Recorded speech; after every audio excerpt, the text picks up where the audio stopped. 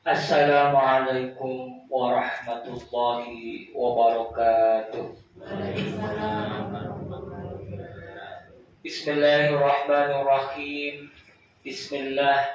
Alhamdulillah. Wassalatu wassalamu ala Rasulillah Sayyidina Muhammad ibn Abdillah wa ala alihi wa sahbihi wa mawalah. La haula wa la quwwata illa billah, amma ba'du. Qala Allah ta'ala fi kitabihil karim wa wasdaqul qailin, ya ayyuhalladzina amanu taqullaha wa qulu qawlan sadida yuslih lakum a'malakum wa yaghfir lakum dhunubakum faman yuti'illaha wa rasulahu faqad faza fawzan 'azima. Shadaqallahul azim wa shadaqa rasulul karim. Para bapak, para ibu, para jamaah, alhamdulillah malam hari ini kita masih diberikan kenikmatan sehat walafiat oleh Allah Subhanahu wa taala. Dan Allah menyempurnakan kenikmatan sehat walafiat tersebut dengan kekuatan rahmat, taufik, hidayah, inayah, sehingga dengan rahmat hidayah dari Allah Subhanahu wa taala kita mampu mendaya gunakan, memanfaatkan kenikmatan sehat ini untuk istiqomah beribadah kepada Allah Subhanahu wa taala. Semoga seluruh aktivitas amal ibadah kita diterima oleh Allah Subhanahu wa taala. Amin Allahumma amin. Tadi jamaah sholat maghrib dilanjut dengan rotibul hadad, dan sekarang pengajian rutin. Kita pikir semoga ini mendatangkan rahmat, taufik dan ridho dari Allah Subhanahu wa taala. Amin Allahumma amin. Kalau minggu kemarin wasiatul Mustafa, gilirannya sekarang lanjut ngaji kitab fikih dasar. Kita masuk pada bab an-najasatu, beberapa bentuk atau jenis najis. Kita baca dulu Arabnya, nanti kita jabarkan penjelasannya. Bismillahirrahmanirrahim. Kula kawiti jenengan dirokno nggih. Bismillahirrahmanirrahim. Bismillahirrahmanirrahim. Allahumma iftah alaina futuhal arifin bihikmatika wansur alaina rahmataka wa zakirna ma nasina wa 'allimna ma jahilna ya dzal jalali wal ikram. Allahumma iftah alaina futuhal arifin bihikmatika wansur alaina rahmataka wa zakirna ma nasina wa 'allimna ma jahilna ya dzal jalali wal ikram. Bismillahirrahmanirrahim. An-najasatu utawi iki kubab nerangake pira-pira najis. Jadi pembahasan kali ini adalah bab yang menjelaskan tentang bentuk atau macam-macam najis. An-najasatu utawi pira-pira najis, salah satu anwa'in iku telu pira-pira warna. Mughalladatun suci iku aran najis mughalladah. Wa mukhaffafatun lan aran najis mukhaffafah. Wa mutawassitatun lan aran najis mutawassitah. Jadi macam-macamnya najis atau warna-warnanya najis atau pembagian najis itu ada 3. kelompoknya najis atau pembagian najis itu ada tiga. Yang pertama disebut sebagai najis mughalladah, yaitu najis berat. Yang kedua namanya najis mukhaffafah, yaitu najis ringan. Yang ketiga disebut najis mutawassithah atau najis sedang. Pelajaran ini ya, najis ada tiga. Yang pertama mughalladah, yaitu najis berat atau besar. Yang kedua mukhaffafah atau ringan. Yang ketiga namanya najis mutawassithah, najis sedang. Sekarang kita pelajari bentuk satu persatunya. An-najasatu utawi najis. An-najasatul mughalladatu utawi najis mughalladah. Lek najasatun iku beberapa najis, tapi lek najasatun najis. An-najasatul mughalladatu utawi najis mughalladah. Iya najis mughalladah. Najasatul kalbi iku najise asu. Wal khinziri lan celeng atau babi. Wal lu'abihi malan idune asu lan celeng. Wa mukhatihi malan inguse utawa ilere umbele asu lan celeng mau atau babi. Wa arakihi malan kringete. Wa malan barang tawallada kang metu utawa kang lahir apa ma min huma saking asu lan celeng. Au min ahadihima utawa saking salah sijine asu lan celeng. Walau ma'a hayawanin, walaupun sertane hayawan tohirin kang suci. Jadi penjelasannya gini, najis mughalladah yaitu najisnya anjing dan babi. Walau abihima termasuk ludahnya. Jadi idune asu atau ludahnya anjing, ludahnya babi itu najis mughalladah. Wa mukhatihima inguse, ilere, umbele itu juga najis mughalladah, najis berat. Wa arakihima keringat. Jadi keringat yang keluar, cairan yang keluar dari anjing dan babi itu juga najis mughalladah, najis berat. Wa ma tawallada minhuma atau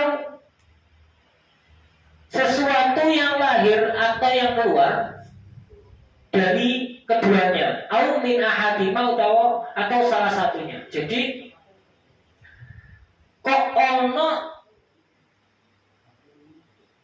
babi ambek babi dikawino, lah iku anake termasuk najis mughalladah. Walaupun berbentuk bikudratillah binatang yang lain. Mungkin untuk kekuasaan yang babi lahirno rupa kucing misalkan. Nah, iku anake juga najis mughalladah. Au min ahadihima atau salah satunya.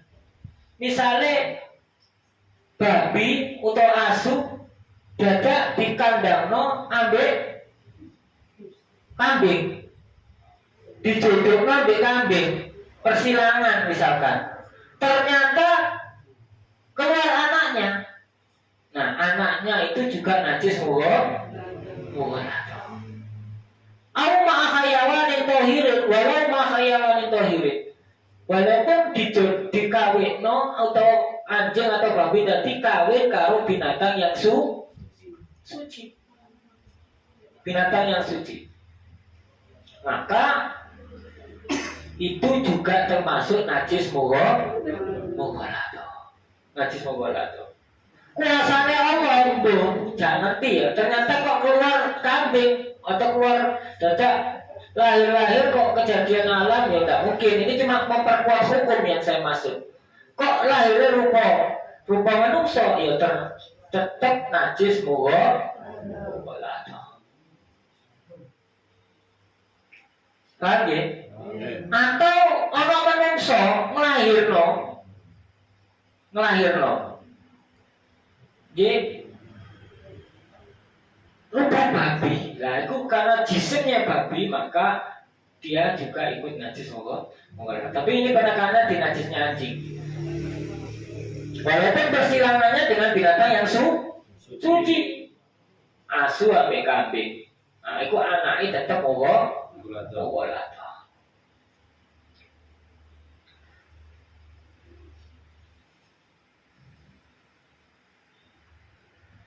Sing kedua, taharatu najasatil mughalladati.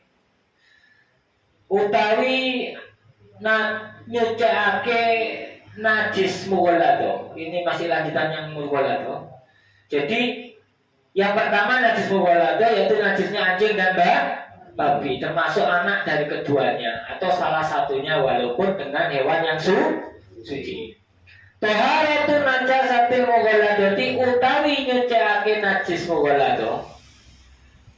Jadi bagaimana kalau terkena najis mughalladah? Misalnya kok kena umbele asu, didilati asu, kena kencingnya asu, kena kotorannya asu, kasar ya asu, anjing ngono nggih. Anjing be asu waduh ae sajane. Tapi ngomong asu sama kok kasar ngono ya. Anjing kau, tapi asu kan beda ya. Jadi kok misalnya kena kotorannya anjing, entah ludahnya, ingusnya, keringatnya, kencingnya ataupun kotorannya, nah itu namanya najis mughalladah. Nah bagaimana cara mensucikannya? Yusalu ikut den basuh.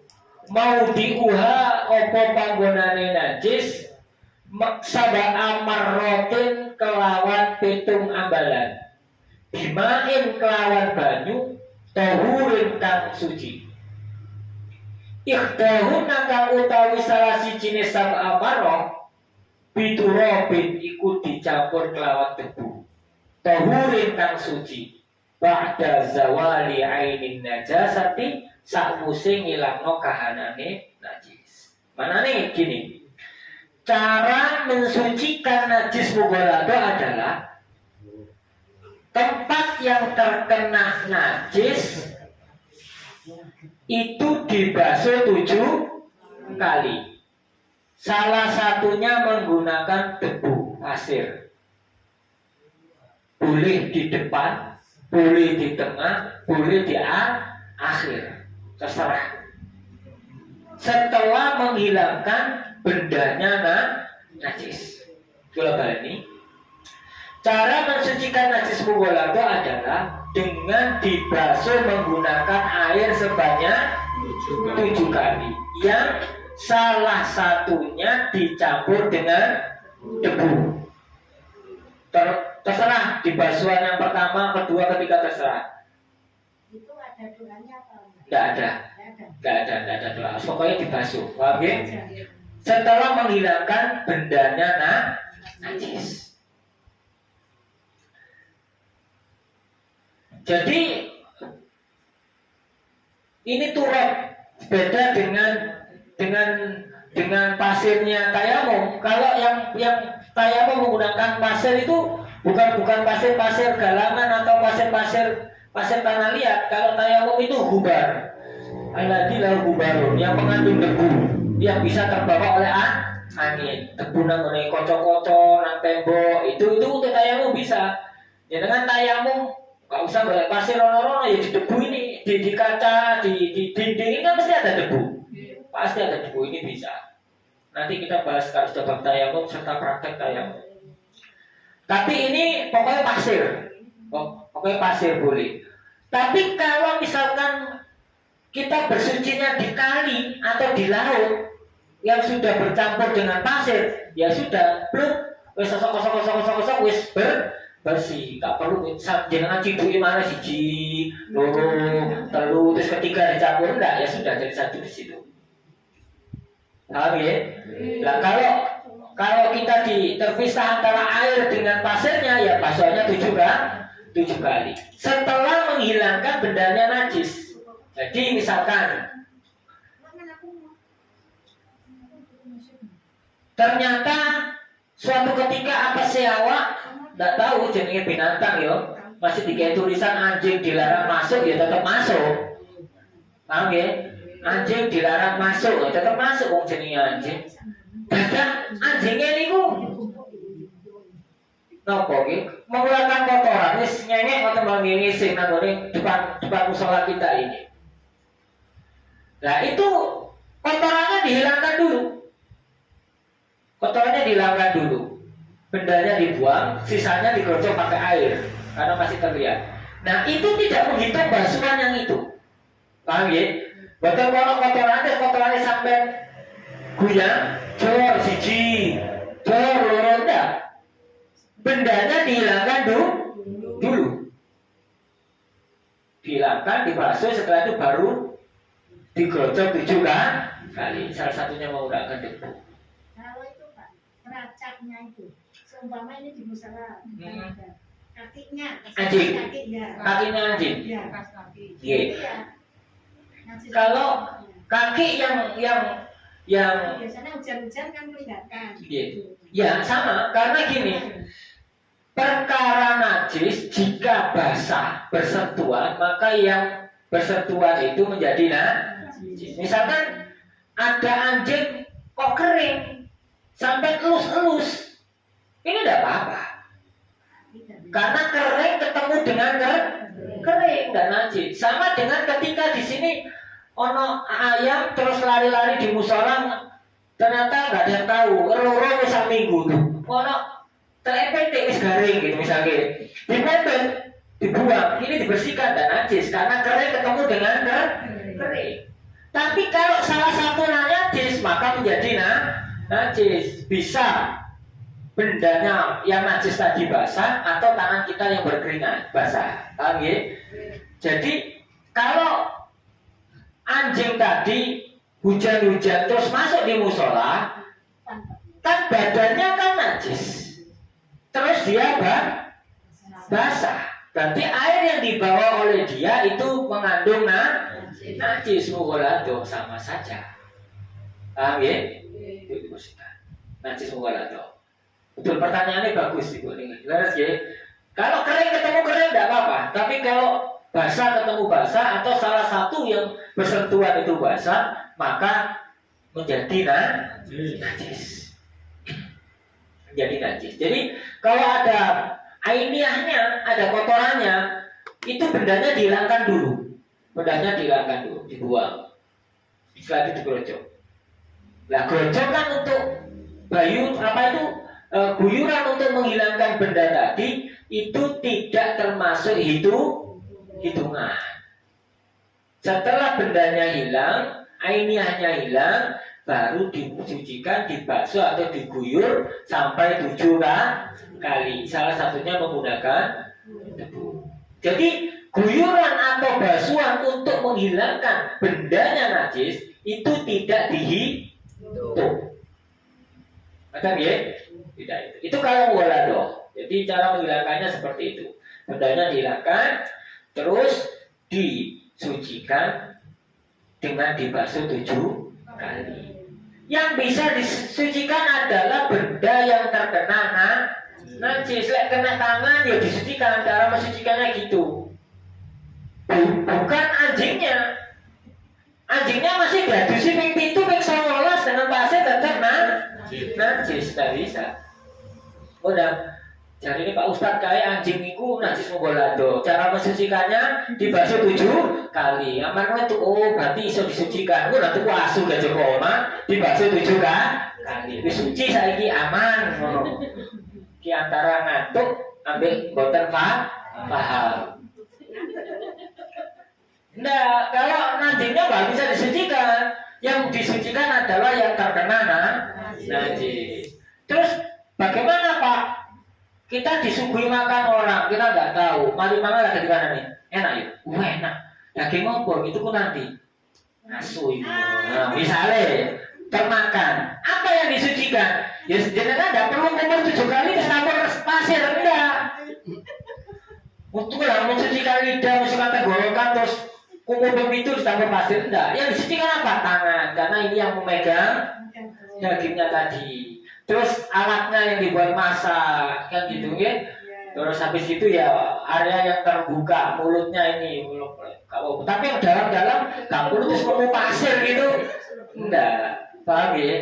Ya area terbuka, area luar yang terlihat, terjangkau, yang dibersihkan. Kalau sekadung makan haram pak, karu, paham ya? Karu enggak apa-apa. Maka repotnya itu kalau kita di Bali ini tidak bicara tentang kesukuan atau ras tertentu ya, atau agama tertentu, tapi kita punya syariat di dalam beragama. Misalkan kita bertempat di sana rekreasi, lalu cari restoran makan. Di situ ada sate babi, ada sate kambing. Di situ ada rawon babi, misalnya gitu, sama rawon kambing. Nah itu sama saja, karena apa? Alat yang dibuat masak itu terkena najis mughalladhah. Bakarannya jadi satu, bersentuhan dengan najis mughalladhah. Mensucikannya tidak dengan cara mensucikan najis mughalladhah. Nah ini ketika alat masak gorengan habis buat goreng daging babi tadi, terus diguyur minyak lagi, kan akhirnya kena benda cair, menjadi najis. Dileboni tempe, ya tempe ini najis, minyaknya dari satu. Repotnya kan itu. Maka cari restoran muslim. Nah, kalau singa itu karena dia haram dimakan, bukan dabu-dabu, karena binatang yang bertaring. Tapi najisnya mughalladhah apa enggak? Enggak. Enggak. Jadi mughalladhah sih cuma babi, celeng, anjing gitu. Okay. Kucing boten, tapi tidak boleh dimakan. Kalau singa itu enggak ya berarti. Boten. Tapi binatang yang haram dimakan itu bulunya najis. Kucing itu boleh dimakan enggak? Enggak. Nah, berarti bulunya tapi najisnya bukan najis. Bukan. Jadi kalau mari wudu ojo cekel-cekel. Pak, kalau ada bulunya bagaimana? Kalau sedikit tidak apa-apa, itu dimaafkan ya. Tapi kalau bulu kucing sudah banyak nanggone saja ada ngempel, maka itu menjadi najis. Paham ya? Ya, binatang yang dagingnya haram dimakan itu bulunya najis. Bulunya bebek, ayam, bulunya ayam najis apa betul? Boleh karena boleh dimakan. Tapi kalau ayam itu mati jadi bangkai, maka menjadi karena dagingnya haram dimakan. Dagingnya haram dimakan, maka bulunya juga najis. Kan haram dimakan. Ada kambing, bulunya kambing najis apa enggak? Enggak. Tapi kambingnya tadi mati tanpa disembelih, dia menjadi bangkai. Dagingnya kan haram dimakan, maka bulunya juga najis. Nanti bisa disucikan dengan cara disama. Kamu paham ya? Itu binatang yang haram dimakan, maka bulunya najis. Najasatul muhaffafatu. Kita membahas najis yang kedua. Utawi najis mukhaffafah. Iya iku utawi najis mukhaffafah.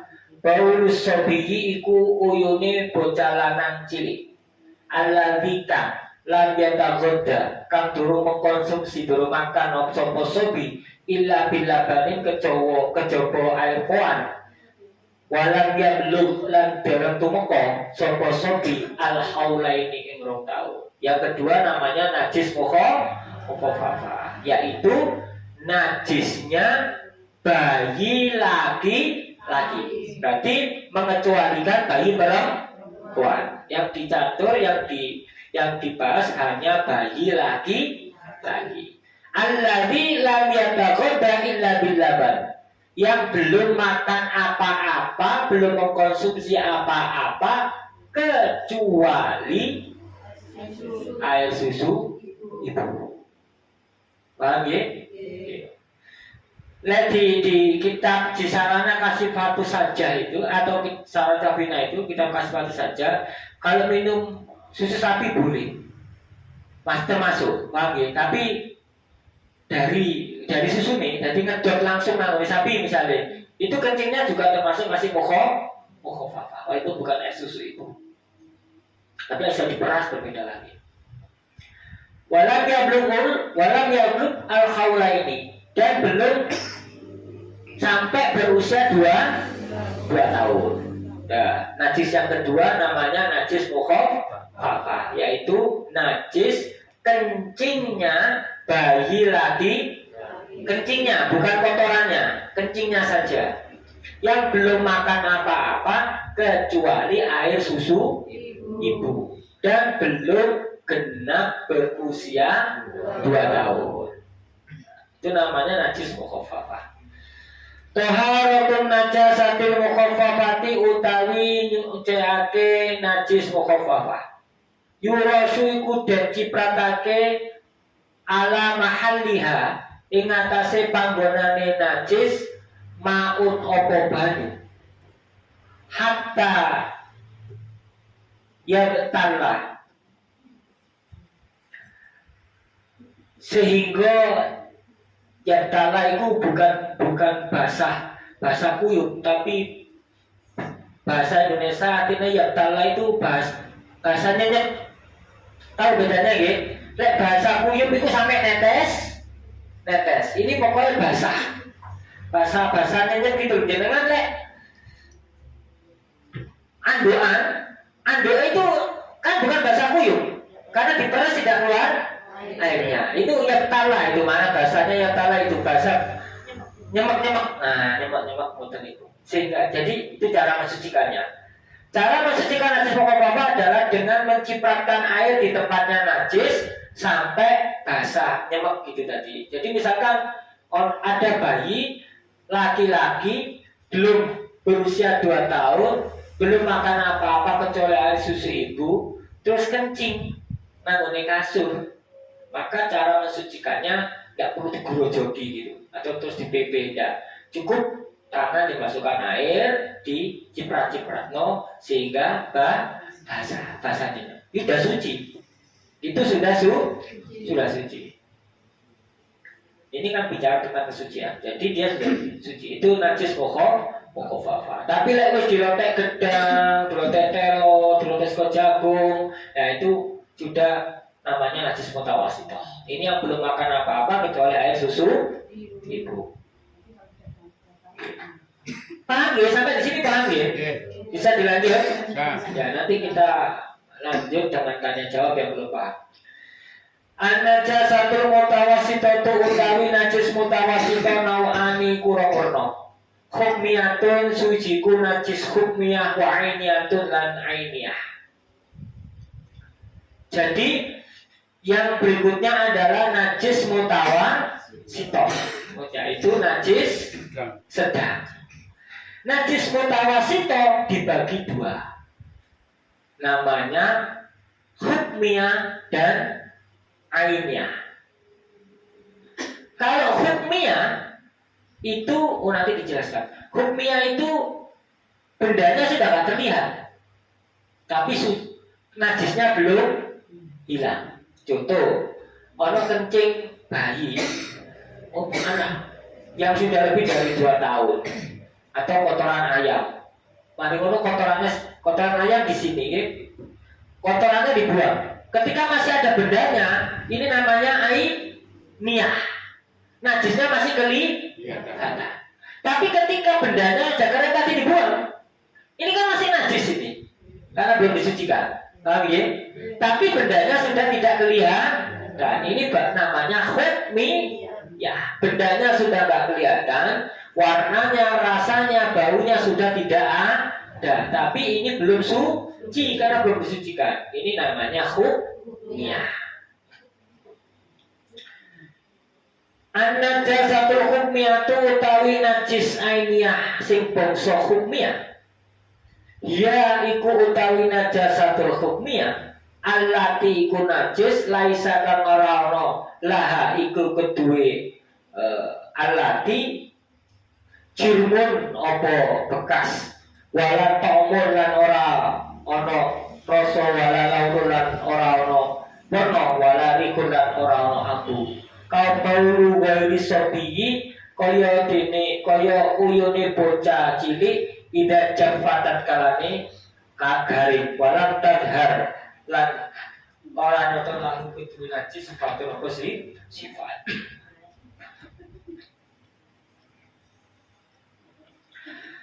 Terus gak contoh mana walam tadhar sifatu. Jadi najis hukmiyah adalah najis yang sudah tidak ada bekasnya, sudah tidak tampak bendanya wis gak ono, bekasnya sudah tidak ada. Wala ta'un dan yo mosok kok najis dirasakno, tapi nang kene ono kata-kata wala ta'un rasane najis wis gak ono. Wala laurun wis gak ono warnane, wala rikun dan tidak ada baunya. Intinya bendanya tidak ada. Fisiknya sudah tidak ada, baunya sudah tidak berbau, warnanya bekasnya juga sudah tidak ada. Seperti contohnya kencingnya anak kecil yang sudah mengering dan sudah tidak ada bentuk dari sifat-sifatnya najis. Tapi kan tempatnya belum suci. Paham ya? Tempatnya belum suci. Itu namanya najis hukmiyah. Bendanya najisnya sudah hilang, tapi najisnya belum hilang. Kayak kencing yang sudah kering tadi atau kotoran ayam yang kotorannya sudah dibuang, tapi tempatnya belum disucikan. Itu najis hukmiyah. Saya ulang, najis hukmiyah yaitu najis yang tidak tampak bendanya. Najis yang sudah tidak tampak bendanya, sudah tidak ada rasanya, warnanya dan baunya, wala launun wala rihun. Seperti kabauli wali sobi dan jafa walam dan harlau sifatun. Seperti air kencing, selain kencingnya anak kecil, selain kencingnya anak bayi laki-laki tadi wali sobi, selain anak kecil yang telah mengering dan tidak tampak sifat-sifatnya, itu namanya najis hukmiyah. Kalau ada najis hukmiyah bagaimana? Kita dikatakan, Pak, iku mau ono ada anak waktu terawih kencing. Misalnya, oleh ibu-ibu ngajak anaknya usia 2 tahun setengah kencing. Ibunya gak ngerti hukum. Mari kono mek dilapi. Ini kan namanya najis hukmiyah.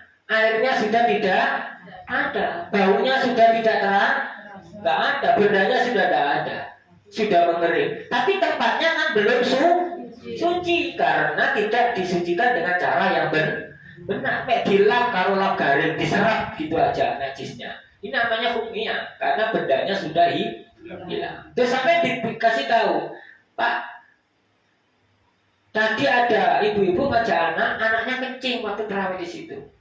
Wis dilapi garing wis apa-apa wis garing. Nah, iki padha ae. Wis garing kok apa-apa.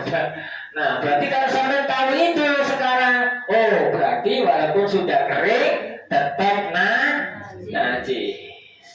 Paham ya?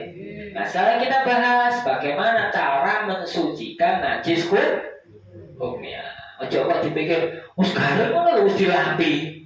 Wis apa-apa wis suci, ndak keliru. Karena tadi belum disucikan dengan cara yang benar. Taharatul najasatil hukmiyati utawi nyuciake najis hukmiyah.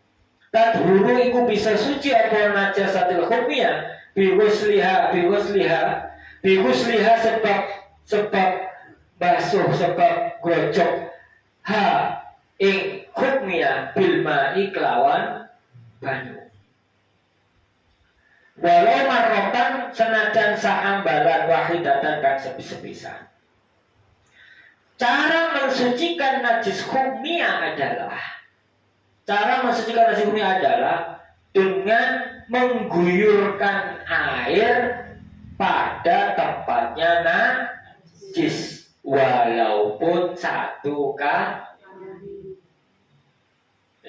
Jadi kalau di sini di soft nomor 3 ternyata ada anak kecil yang ngompor, terus dielap sama lap kering, bendanya sudah tidak ada, airnya tidak ada, warnanya sudah tidak ada, baunya sudah tidak ada, itu tempatnya belum suci karena menjadi najis. Cara mensucikannya bagaimana? Dengan mengguyurkan air suci yang tohir mutohir. Tohir mutohir sudah kita bahas kemarin. Diguyurkan. Oh gak kok najisnya nanti itu sampai gerocok sak musola. Paham ya? Nah, itu namanya boleh israf, berlebih-lebihan. Tapi kayak kepingin supaya wangi sekali-sekali ya gak apa-apa dipel. Tapi dipel ngomong-ngomong sampai nyelup kain basah sampai peres utawa lapel sing surungan itu diceluki banyu terus diperes terus sampai esek nang tempat najis malah roto najis sih. Paham ya? Mana roto? Iya, tambah roto karena perkara najis terkena benda basah. Paham ya? Akhirnya jadi najis, kecuali lek sampai wis garing sampai lap-lap belak garing gak apa-apa karena najisnya tidak nempel. Tapi najis terkena perkara basah. Sing nyenyet tadi. Beda kalau digerocok air, namanya benda najis kejatuhan perkara suci. Misalkan najisnya di sini, ya sini saja digerocok jur. Nah sisa air yang menggenang ini sudah menjadi air suci. Kenapa? Karena najisnya sudah dijatuhi dengan air suci, maka najis tadi hilang. Najisnya digerocok banyu saya, oh gak perlu diguyur gak musola gini enggak. Tempatnya najis digerocok banyu so. Walau marokah sekali pun boleh. So pokoknya melewati tempatnya najis. Nah sisa air ini yang menggenang ini air suci. Karena tadi perkara najisnya yang kejatuhan air suci. Beda kalau ada air sedikit menggenang terus kejatuhan najis, maka airnya menjadi najis semua. Itu namanya ma'ul mutanajjis. Sudah kita bahas kemarin. Saya nggak ngaji ya bejani, paham ya? Beda. Pak podo kan ada airnya beda. Yang itu tadi najis diguyur sama air suci, maka air yang menggenang itu suci. Beda kasus kalau ada air menggenang sedikit kejatuhan najis, maka menjadi air ma'ul mutanajjis, air suci yang kejatuhan najis. Caranya gitu. Jadi orang putune ngompol. Iki harus gak ngomong anak tak dulu kok putu kabeh mantes iki. Anak wis gede mosok kok ngompol kan maksudnya iki. Bapak isi ngompol. Sithik lah ngompole bapak kan akeh. Ngompole bapak sithik akeh. Dan gak najis suci. Lek ngompole bapak iku suci. Lho, kok nanti artekno ngompol tenanan. Enggak ngompol sing ngono kuwi maksudnya ya. Enggak ngompol masih bapak ya tetap najis. Aku ngomong ngono kuwi wis paham wis gerang-gerang.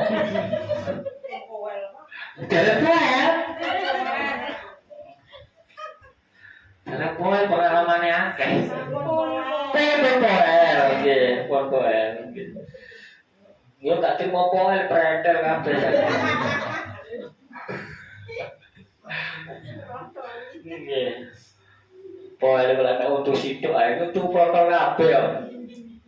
Gitu. Caranya jadi tidak perlu digojoki sabar-sabar, tempatnya aja digocok pakai air diguyur. Setelah itu baru dilap dengan lap kering yang suci.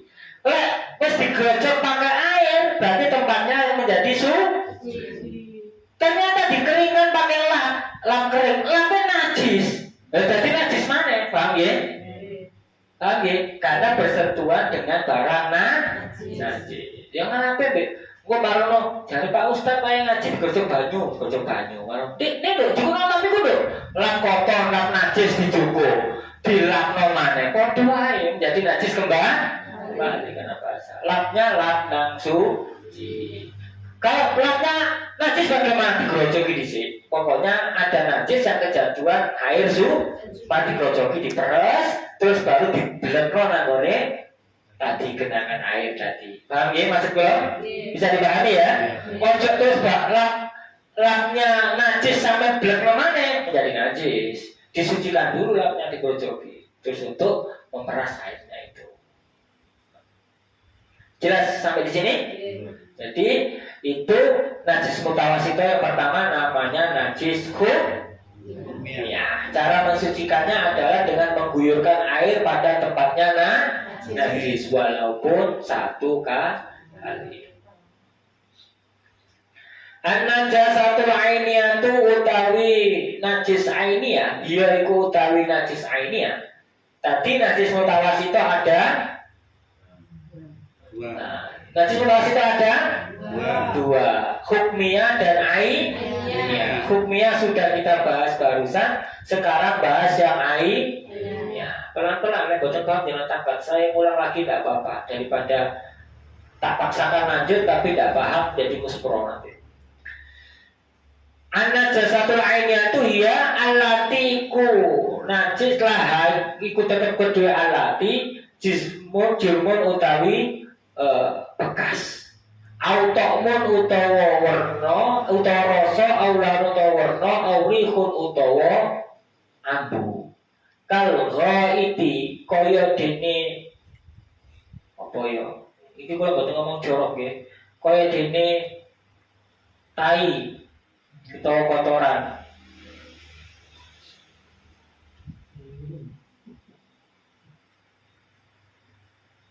Warausi lan lek itu kotorannya menungso. Lek warausi itu kotorannya binatang. Itu najis ainiyah. Ketok benda sing ono berarti ainiyah. Wadamilan gede. Darah itu najis mutawasi to. Lek darah anjing mughalado. Paham ya? Mughalado. Darahnya anak kecil laki-laki belum berusia 2 tahun, belum makan apa-apa kecuali air susu ibu. Darahnya najis apa? Mutawasi to. Yang mukofafah hanya kencingnya, darahnya tetap mutawasi to. Wal koihilan nanah cairan yang ada di luka itu nanah. Wal koihilan muntah itu yang keluar kembali yang dari lambung itu namanya. Kalau ludah itu ini najis apa suci? Itu suci. Kalau ludah ini najis, sampai tidak boleh menelan ludah. Kan menelan perkara najis kan haram. Paham ya? Masuk kula? Diberi Pak, ini beda kasus. Tapi aja supaya suci terus diberi konten itu. Bukan aku suci nggak boleh, paham ya? Karena ini kan Nabi. Apa idune wong poso iku luwih utama timbang minyak micin harum terus didok-idokno ngono ndak boleh. Ludah ini suci nggih? Suci. Kalau ludah najis sampai ndak boleh menelan ludah. Yang najis adalah yang keluar dari lambung. Makanya gini, orang tidur terus ngiler. Pak, iler itu najis apa suci? Dilihat.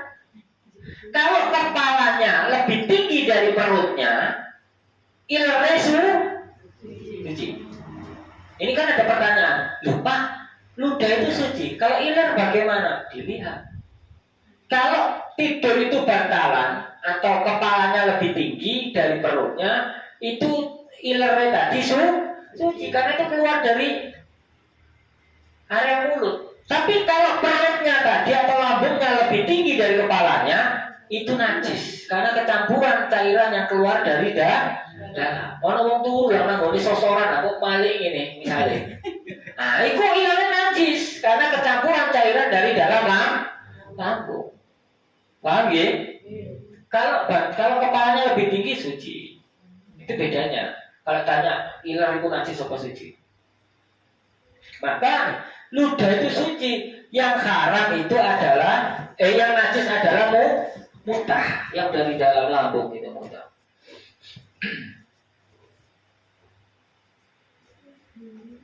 Wal muskiri lan perkara kang mabukake, benda cair yang memabukkan. Toa. Asalnya dari legen. Legen itu suci. Tapi kalau legen itu sudah menua atau digodok atau dituekno sehingga menjadi arak, maka menjadi najis. Kullu muskirin khamrun wa kullu khamrin haram.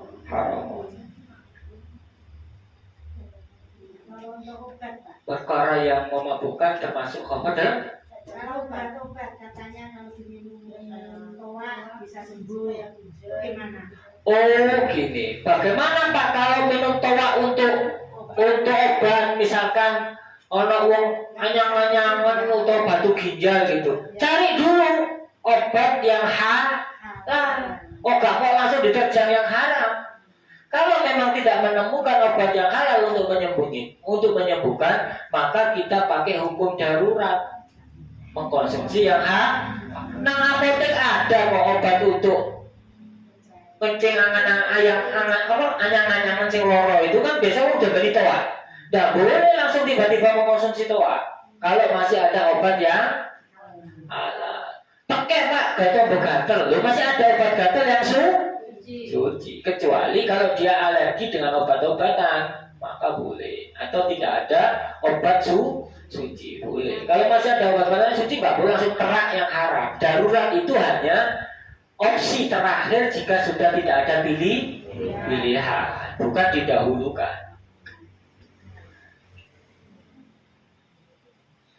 Perkara cair yang memabukkan, wal muskil al ma'i sing cair. Terus wal madhiyu lan madi wal wadiyu lan wadi. Madi itu adalah madi itu pelumas.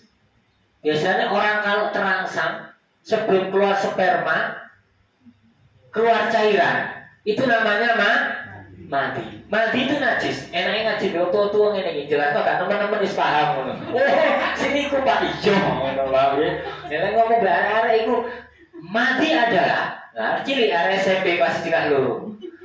Kok sampai nek terangsang iku opo ngono. Harus punya olah bahasa yang berbeda.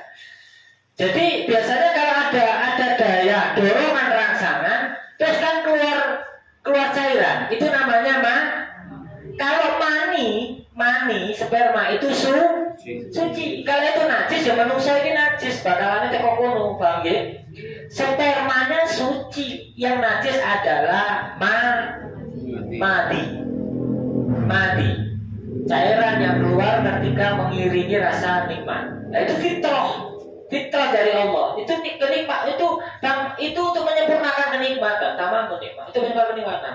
Coba kalau nggak dikasih madi, panas Bu, ya. Panas ya Pak ya. Karena nggak ada buka lali Bapak ya. Iya, ya apa? Gesekan gak orang perlu masa itu kan ya loro, paham ya Pak? Panas gitu. Ya. Itu kebutuhan, makanya sampai ada minyak untuk orang-orang yang menopos. Itu di apotek kan ada pelumas untuk menggantikan wadi. Karena itu kebutuhan. Nah Allah tahu itu, maka dikasih mati. Itu kebutuhan sebenarnya. Itu najis. Ini gak mau jorok gitu, supaya paham. Madi itu najis. Cairan yang keluar yang mengiringi rasa nikmat akibat dari dorongan rasa. Baik laki-laki maupun perempuan punya madi. Itu najis. Udah. Kalau mandi membatalkan wudhu dan najis. Kalau mani suci tidak membatalkan wudhu, tapi wajib mandi. Ya, saya ulang. Kalau mani atau sperma suci dan tidak membatalkan wudhu, tapi wajib mandi. Kalau wadi najis tapi tidak wajib mandi, tapi membatalkan wudhu. Jenengan mari wudhu, nonton TV, dadak tayangannya itu vulgar, terus terangsang, terus keluar cairan, maka tidak wajib mandi, tapi sak sarung-sarunge najis, wudune itu mandi. Kalau wadi itu cairan bening yang keluar dari kelamin yang biasanya karena badan kurang enak, kurang fit, loro kabeh gitu keluar cairan, atau habis olahraga berat atau habis bekerja berat dalam kondisi capek, mari angkat-angkat, mari olahraga berat itu agak sakit, terus kok keluar cairan bening, itu tidak wajib mandi karena itu bukan sperma, tapi betul mandi, tapi wadi. Nah, itu najis. Keputihan itu loh Bu, ya keputihan. Itu bukan mandi, tapi itu wadi, istilahnya keputihan. Wanita kalau keputihan itu. Kalau mandi itu cairan ketika kita terangsang lalu keluar cairan itu namanya mandi. Kalau kawin tentu ya itu wadi atau keputihan bagi wanita.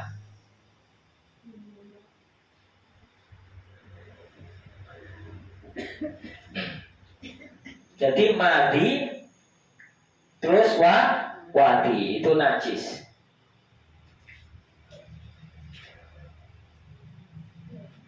Terus lagi wal maitati lan bangke bijami ajzaiha kelawan sekabiane bagian-bagiane maitah. Batang itu najis dengan seluruh bagian-bagiannya. Ya ulune, ya balunge, ya kotoran semuanya najis. Kambing itu suci ketika dia hidup, paham ya? Dagingnya suci. Ketika dia disembelih dengan atas nama Allah, dagingnya suci, boleh dimakan. Ketika dia menjadi bangkai mati dengan sendirinya, maka bulunya najis, giginya najis, dagingnya juga najis. Maka tidak boleh dikonsumsi. Najis. Yang bisa menjadi suci adalah lulangi, kulite ketika disamak. Nanti kita bahas nanti. Ada bagian di supaya campur-campur. Dagingnya walaupun jenengan basuh air dicuci dibawakan berkali-kali, iki bangkai binatang yang mati dengan sendirinya. Ada kambing mati dengan sendirinya, maka ini bangkai. Dagingnya najis, tidak bisa disucikan. Jadi ini najis mugolado, iku disucikan, dibasuh, hilang. Enggak, karena ini zatnya yang najis. Yang bisa disucikan itu benda yang terkena najis. Tapi ini najisnya, ya nggak bisa dihilangkan. Paham ya? Itu menjadi najis dagingnya. Bijami ajzaiha dengan seluruh bagian-bagiannya. Ini najis mugolado. Ila maitatal adami kecuali bangkainya binatang. Manusia. Ila maitatal adami kecuali bangkainya manusia. Itu suci. Bangkainya manusia itu suci. Kalau tidak suci, buat apa dimandikan? Oh, gak bisa suci lah kok dimandikan. Paham ya? Diwudoni, dikafani. Gua akhirnya bangkainya manusia ini najis, yang memandikan awake najis kan? Sing gotong awake najis, sing ngafani dadi najis. Kayak walaupun karena Bani Adam, Gusti Allah itu memuliakan anak keturunan Adam. Bahkan bangkainya pun suci. Wasamakilan iwa wal jarodilan wala. Bangkai ikan itu suci. Jadi seluruh bangkai itu najis. Saya ulangi, seluruh bangkai itu najis kecuali bangkainya manusia, ikan dan belalang. Bangkainya manusia boleh, bangkainya ikan boleh dimakan, bangkainya belalang boleh dimakan. Tapi bangkainya manusia walaupun suci tidak boleh dimakan, dimuliakan, diharamkan. Ya walaupun suci tapi tidak boleh dimakan. Ikan sama belalang yang boleh. Wala bani hayyin la yukalu lahmuhu. Dan susunya binatang yang haram dagingnya untuk dimakan itu najis. Mutawasi. Contoh, punya kucing. Kucing dagingnya boleh dimakan enggak? Enggak boleh. Terus lahir kucing. Kan nyusoni, paham ya? Nah, tetesan banyu susunya kucing itu najis mutawasi. Kenapa? Karena dagingnya haram dimakan. Jadi hati-hati dengan minggu kucingnya wedok pas nyusoni. Lalu buyang-buyang lang saja dan rokok, ternyata bagian dari putingnya itu tadi ada bekas dari air susunya, maka itu najis karena karena dagingnya haram dimakan. Ghairul adami kecuali banyu susunya manusia. Manusia dagingnya kan haram dimakan. Daging manusia kan tidak boleh dimakan, tapi air susunya suci. Dagingnya haram dimakan manusia, tapi air susunya suci. Tapi binatang yang haram dimakan, air susunya najis. Paham ya? Paham? Wal juz'i al-munfasili minal hayawanil hayyi wal adami wasamaki wal jarodi. Wal juz'i lan bagian al-munfasili yang terpisah minal hayawani dari hayawan al-hayyi kang urip. Bagian tubuh yang terpisah dari binatang yang hidup itu tapi itu bisa. Terakhir, bagian binatang yang terpotong. Bagian binatang yang hidup yang terpotong, yang terpisah dari binatang hidup. Contoh, ono sapi dadak mangan tumbuhane tonggone, sing duwe kepegelen ngamuk disawat karo celure, kena buntute, buntute putus. Sapi ini mati kan betul? Boten wong nek buntut. Sapi ini melayu. Buntutnya dimasak. Daging sapi ini lek digorok dagingnya boleh dimakan, paham ya? Tapi buntut yang terlepas dari binatang yang hidup ini najis. Paham ya? Disalat oleh kupingnya cemplung. Nah, kupingnya najis. Kecuali bagian tubuh dari manusia, ikan dan ono menungso, bukan cantol lopo tabrak tangannya putus. Lah tangannya yang terputus tadi tetap suci. Tapi binatang yang terpisah dari bagian tubuhnya binatang yang hidup itu namanya najis mutawassit. Jelas ya? Selain najisnya anak kecil yang belum makan apa-apa, belum berusia 2 tahun, sama selain najisnya anjing, babi dan celeng itu namanya najis mutawassit. Cara mensucikan najis mutawassit yaitu dengan cara membasuh tempatnya menggunakan air sehingga hilang bekasnya, rasanya, baunya dan warnanya. Cara menghilangkan itu gojok gitu aja, sama dengan menghilangkan najis ainiyah hukmiyah sama digrojok ngono wae. Itu nggih? Paham? Oke. Thaharatul khamri, mencucikan khamr kita bahas minggu depan. Waktunya ini sudah jam 7 lebih Kak Kroso. Mudah-mudahan menjadi ilmu yang bermanfaat, ilmu yang barokah, semakin menambah wawasan fikih kita dalam rangka bekal ibadah kepada Allah Subhanahu wa taala. Amin Allahumma amin. Al-Fatihah.